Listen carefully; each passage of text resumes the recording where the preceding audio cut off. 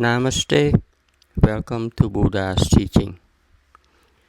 Today I just want to bring up a something that we should take notice of regarding the teaching of the suffering and the relation between suffering and nirvana, or we call the end of suffering or cessation of suffering. So, in the Four Noble Truths, as we all know, the first noble truth is suffering, right? We have suffering in life. That's the first noble truth. And the second is the root cause of suffering. The third noble truth is the cessation of suffering, or maybe a lot of people refer to as nirvana or nibbana.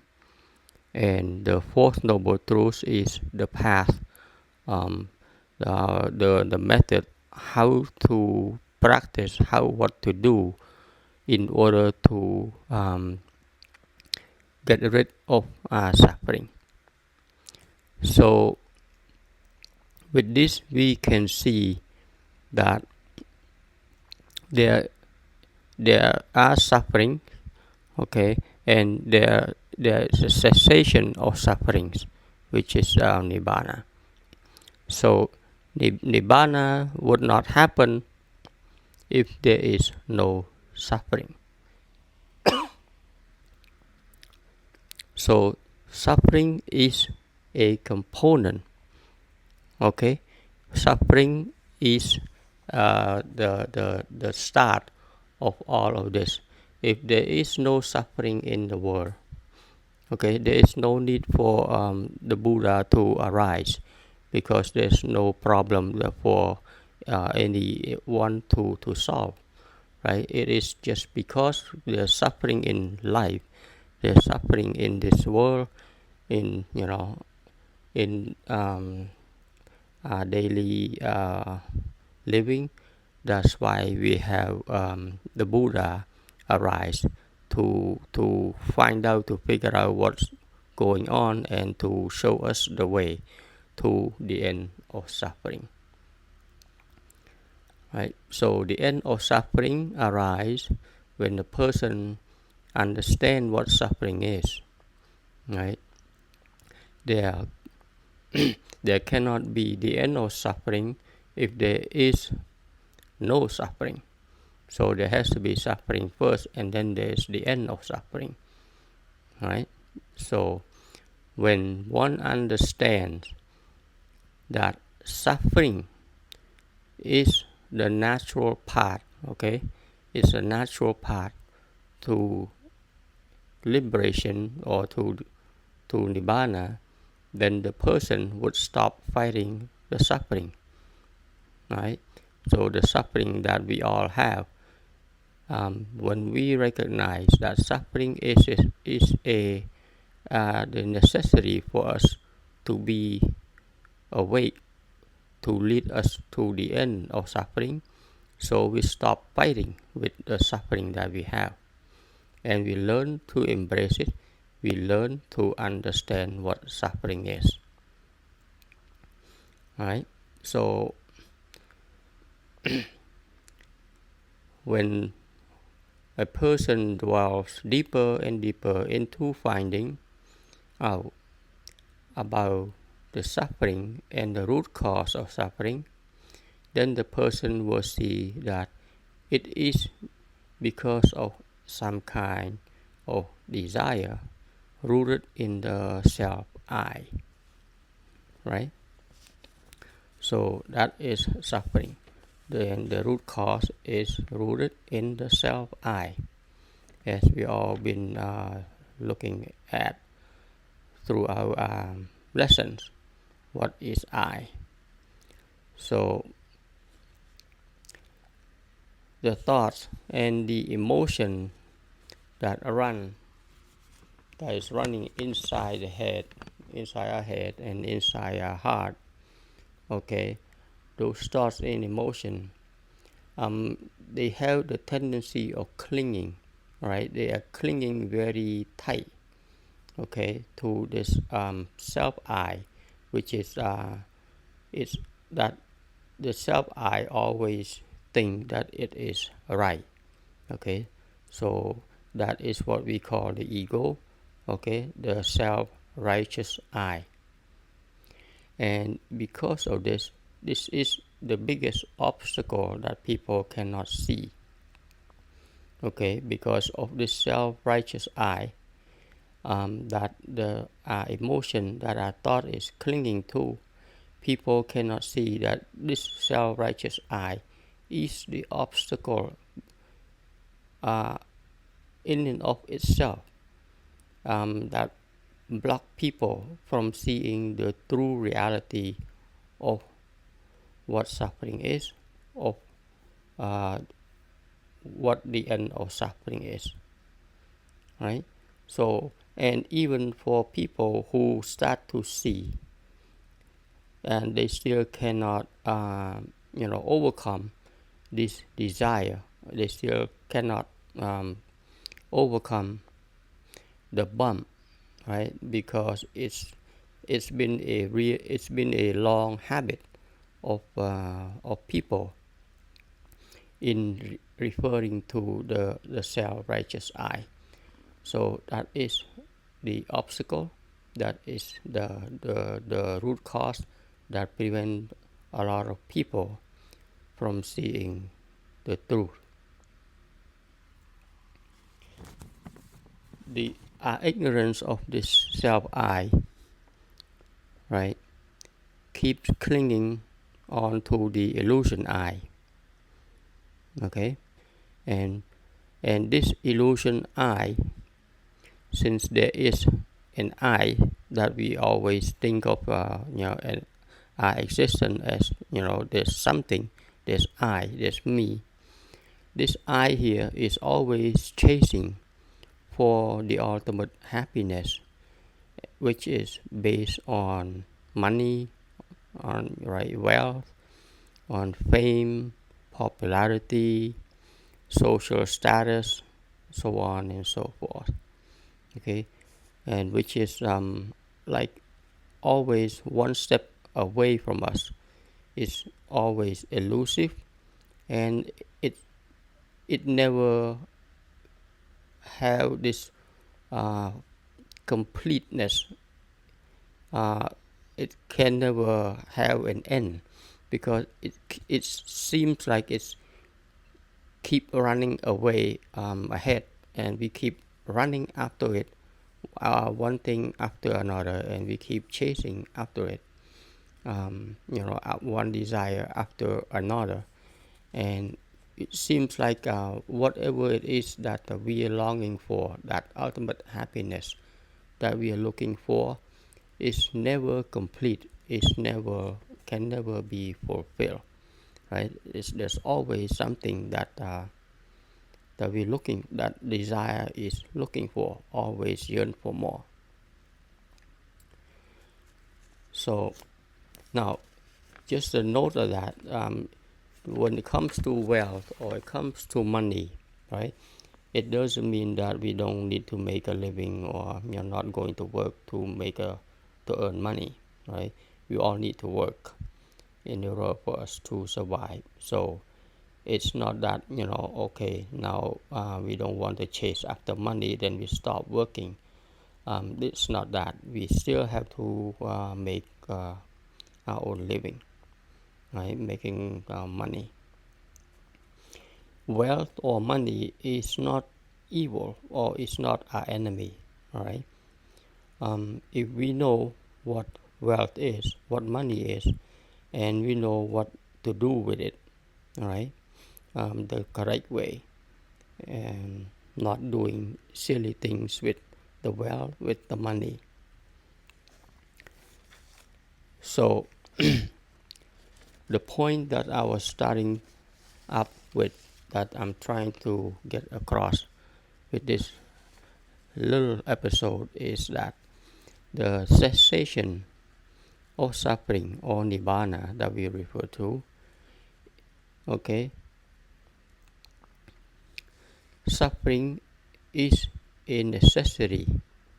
Okay, suffering is a component in order for us to know the ultimate liberation from suffering. Right? That's the point I'm trying to get across. Is that there's no need for nibbana if there is no suffering. But it is because there's suffering in this world, there is of course the end of suffering, nibbana.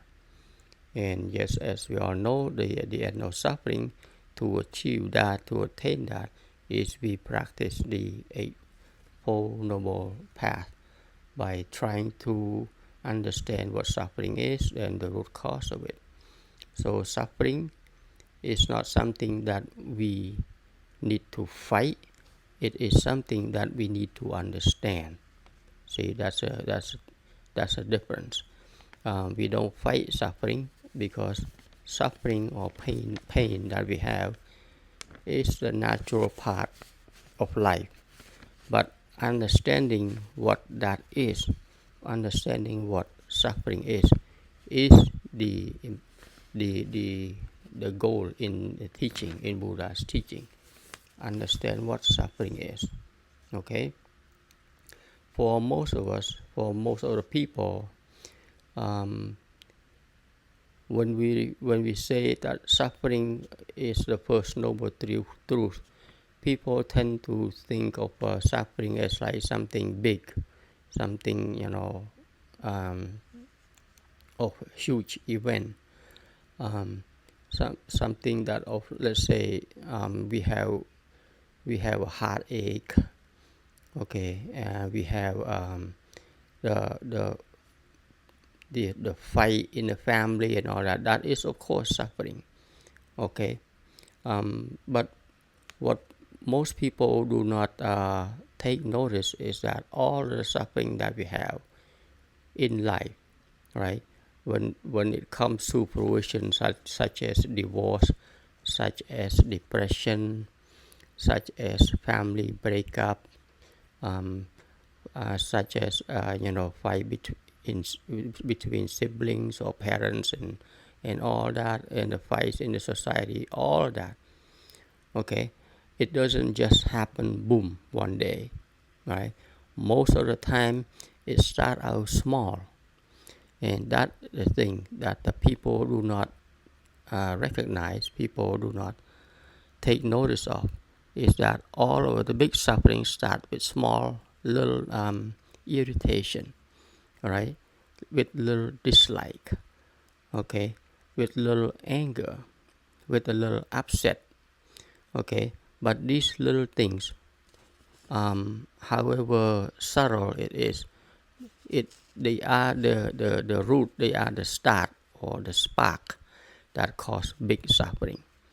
So big suffering does not arise just like that by itself or boom. Big suffering arises from small suffering, accumulation of multiple small suffering. Okay, when there fight in the family, when there's argument in the family, okay, between whoever or even at work and all that, nothing happens just because of one event. It happens because of accumulated things, because of accumulated events that happen um, uh, over and over, or it happens many times. A little thing here that get you upset, a little thing there, and after a while, this thing accumulate and it snowballs into something big. So this is the teaching that try to point to, is that look at suffering. When we look at suffering, it's something that we look at to the root, and we have to break down what suffering is, because we have to eliminate or eradicate suffering when it's small. Okay, when it just start out and then we nip it there in a bud, right? BUD. Before it becomes big suffering. So we have to eliminate the small one, the little one. Okay, we don't eliminate when it becomes so big. It's very difficult to handle, but it is easier for us to handle small suffering. So when we have little emotion happen, and of course we all as human beings, we have so many little emotion happening throughout the day, and those are the things that we have to watch out for. Okay, because if we don't, those little emotions will grow bigger and bigger, become a big monster in that grows inside our head, that grows inside our mind, and it clings on to itself. Okay, and it doesn't let go, and that's how it becomes issue for many people. So suffering is not just big. We have to pay attention to the little suffering, to the little emotion that arise. Okay, the little emotions such as anger, the little emotion such as greed. Okay, and of course there are different kinds of greed, and there's different kinds of anger that's based on different kind of countless scenario.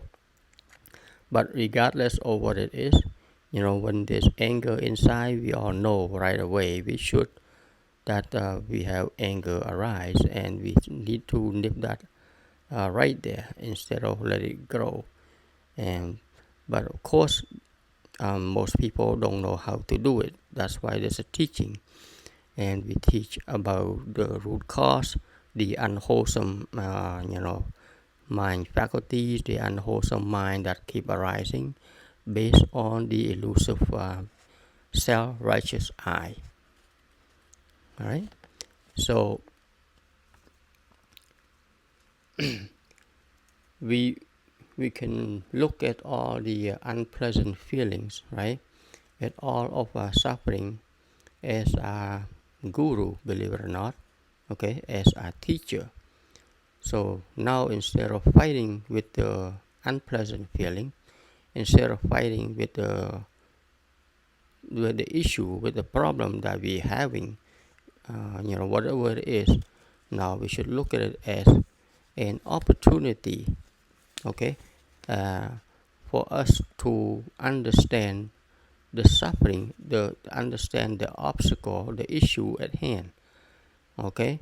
And I know for a lot of people,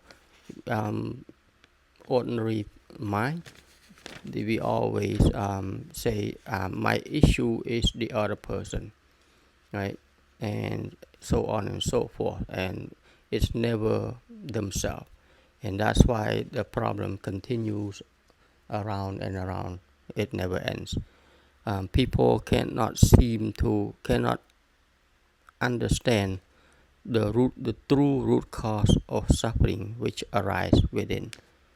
Okay, and they let events, they let people, they let situation that is outside trigger their emotion, and dictate their mood. And when that happens, and of course the people are lost in the world of never-ending cycle of anger, of hatred, of greed, so on and so forth, and it just goes on and on and on, because they can't never look inside, right? They don't understand what looking inside means. So as long as we are alive, okay, the obstacle and these bumps in the road in our life, it doesn't matter how rich or poor you are, okay, these will always happen, okay. Doesn't matter how rich or how poor you are, or it doesn't matter what kind of job title you have. these things will happen, and they will come as a good test to see how you respond, how we respond. Okay, do we know how to respond to these life events? Okay, so that's just like I said, all these obstacles in our life. Okay, these are the tests, the life tests. Okay, that we are facing with, and life tests will keep testing us again and again because life goes on. So the test is always um, around us all the time. How we respond to all kinds of different tests is what we need to figure out. Okay, um, the key. Excuse me. So how we respond to these events, all the obstacles in the road of life, are the keys to find the true liberation. Right. So when we don't know how to respond to the different situation and scenario, the inappropriate response keep us tangled up, all tangled up in the mess of fighting, of hatred, of revenge, holding grudge, jealousy, anger, and all that. All of this keep us in the in the loop of never-ending suffering. Okay, it just goes on and on and on from one thing to the next, because this is what life is all about. We don't know how to respond, then it will come back again, and then we get caught in the loop, and since we do not understand what the mind is doing, then we are repeating our own mistake again by reacting negatively, by fighting, by arguing, all that. So we always we're caught in the same trap, because we have no clue how to respond with situation in life. And and as long as we keep doing that, the cycle of suffering keep surfacing over and over again, keep presenting itself over and over again throughout our lives, and we have no clue how to handle it. And that cycle of suffering in life is called samsara, right? As we all know. And to the end of to escape from samsara, which is the end of suffering, is nibbana, is the liberation, right? So to get out of samsara, to be liberated, then we need to understand about our own mind. We need to deal with what goes on inside, not blaming people outside, but look inside instead. This is always has been the teaching of the Buddha, to look within, right? Not looking without blaming others, but to look within to find out what goes on inside us. Okay, what are the things that goes on, wholesome or unwholesome thing inside us, and this is where one can be liberated, one can be released from the bondage of suffering. That and this is the biggest obstacle for people to see. Okay, most people cannot see this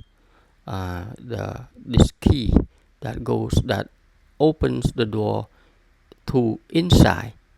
Okay, it's a very important key. Opens the door to inside, to within, right? Not to go finding solution from outside events, from other people. The teaching always point inside. The key to it is to open our heart, to open our mind, and look and to listen for guidance from the right people. Okay, listen for guidance from the right people of how to open this heart, right, to receive and to see for ourselves, not for anyone else, to see for ourselves what goes on inside, right? And once we can get to understand that, then we can learn, we can practice how to end the life suffering that we have been having all this time. Okay, so that is the message of today, and which is the message of Buddha's teaching. So yes, don't fight suffering. Suffering is the component, is a necessary part that lead us to liberation, that can show us what the end of, where the end of suffering is. Okay, without suffering, there's no need for end of suffering, right? So suffering is a part of our life. It's a natural part, and we have to learn to understand suffering. So that's what I like to part with you all today. Until next time, I like to pay respect to the triple gems. I like to pay respect to the Buddha. I like to pay respect to the Dharma. And I like to pay respect to the Sangha. Namaste.